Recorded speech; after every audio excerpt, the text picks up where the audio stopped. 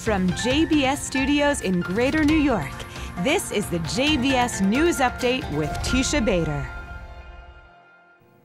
I'm Teisha Bader with the JBS News Update for Monday, October the 1st, 2018. Israeli Prime Minister Benjamin Netanyahu met with leaders of American Jewish organizations on the sidelines of the United Nations General Assembly this weekend. The Prime Minister was said to have spoken to the Jewish leaders to explain the importance of the recently passed nation-state law and other issues regarding diaspora relations. Netanyahu also met with U.S. Ambassador to the UN, Nikki Haley, and thanked her for standing up for Israel at the UN. I think for many people, the story of Israel is a parable. It's a courageous democracy, believe it, that is fighting against forces that threaten our civilization, our freedom, our values. And a lot of people see through it. But in the UN, somebody has to say it, and you've been saying it, so I want to thank you. No, my pleasure. My pleasure. Thank you. Lebanese newspaper Al-Akhbar reports that Norway is mediating between Israel and terror group Hamas to negotiate the return of the remains of IDF soldiers Hadar Golden and Oron Shaul, as well as the release of 2 Israeli citizens, all being held in Gaza. The newspaper, which is affiliated with Lebanese terror group Hezbollah, said that a Norwegian envoy visited Gaza last month and received permission from Hamas to oversee a possible exchange deal that would involve the release of Palestinian security prisoners from Israeli jails. These reports have not been confirmed and are similar to other reports over the years of similar efforts. Hundreds of Palestinians took part in violent riots along the Gaza border fence last night, throwing tires, rocks, firecrackers, and explosive devices at Israeli soldiers and tried to breach the security fence. An IDF spokesperson said soldiers were using riot control methods and live fire in accordance with IDF regulations. 10 rioters were reported injured. Also last night in the West Bank, an Israeli soldier was lightly wounded during an operation in the Palestinian village of Nahalin, where IDF troops were conducting a raid. And according to the IDF, a violent riot broke out during which Palestinians attacked the soldiers and threw rocks at them. The soldiers responded with riot dispersal measures and live fire.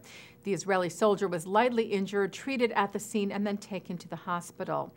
And another attempt to breach the naval blockade of Gaza on Saturday, a number of boats, or flotilla, set sail from the northern Gaza Strip in an attempt to breach Israel's maritime border.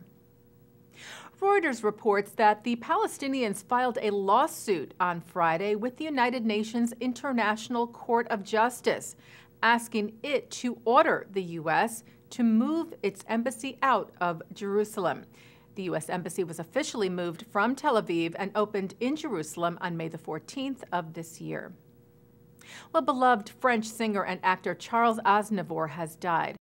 Aznavour was not Jewish, but he and his family were heroes of the resistance against the Nazi occupation of France. And last year, Aznavour was presented the Raoul Wallenberg Prize by Israel's president, Reuven Rivlin, in recognition of his family's efforts to save Jews and others during the Holocaust.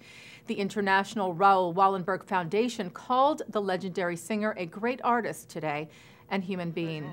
Aznavour passed away today in France. He was 94.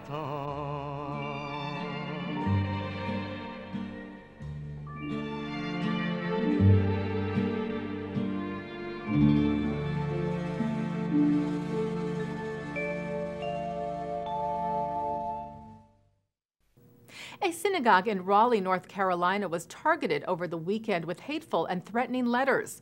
Local NBC affiliate WRAL reported that Temple Beth Or canceled some of their activities this weekend after letters were received by synagogue workers and board members, which contained, they said, a specific threat. Local police and FBI are investigating. And anti-Semitic graffiti was found last week in a bathroom at a high school near Indianapolis. The Indianapolis Star reported that swastikas were drawn on mirrors and a counter in a boys' bathroom at Pike High School on Thursday, and a similar incident was reported the next day. Police said they believe the graffiti was a case of criminal mischief and not a hate crime, but the school firmly denounced the behavior. And the district said it would work with the Jewish Community Center, the Anti-Defamation League, and the Jewish Community Relations Council to provide additional opportunities for our students to learn about understanding differences, cultural sensitivity, and collective accountability. Israeli student Ophir Dayan, who is also the daughter of Israel's Consul General in New York, Dani Dayan, told the New York Post yesterday that she's worried about her safety at Columbia University. Dayan said the school in New York City has not taken any action against a pro-Palestinian group that has threatened and harassed her. Dayan, who serves as the vice president of the Columbia chapter of Students Supporting Israel, said she was confronted several times over the last year by members of Students for Justice in Palestine who yelled threats at her and called her a terrorist. She complained to the school about the aggression and asked for protection. Executive Vice President for University Life, Professor Suzanne Goldberg, said in a statement, "We will always work with students who have concerns about their physical safety, allow debate on contentious questions where our students hold strong views, and provide essential personal and group support." Dayan said she was told there was nothing the school could do unless the threats turned physical.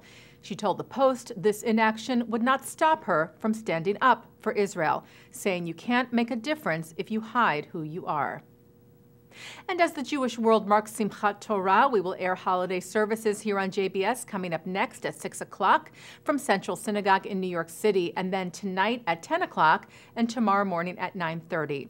In related holiday programming at 8 tonight, Rabbi Mishael Zion discusses learning Torah in the modern world and the legacy of Rabbi David Hartman at the UJA Federation of New York. At 9, Chief Rabbi of Tel Aviv, Rabbi Meir Lau, tells his story of Holocaust survival and his rabbinic career with Rabbi Menachem Ganak at the 92nd Street Y. And that's the JBS News Update for Monday, October the 1st, 2018. I'm Teisha Bader. Chag Sameach.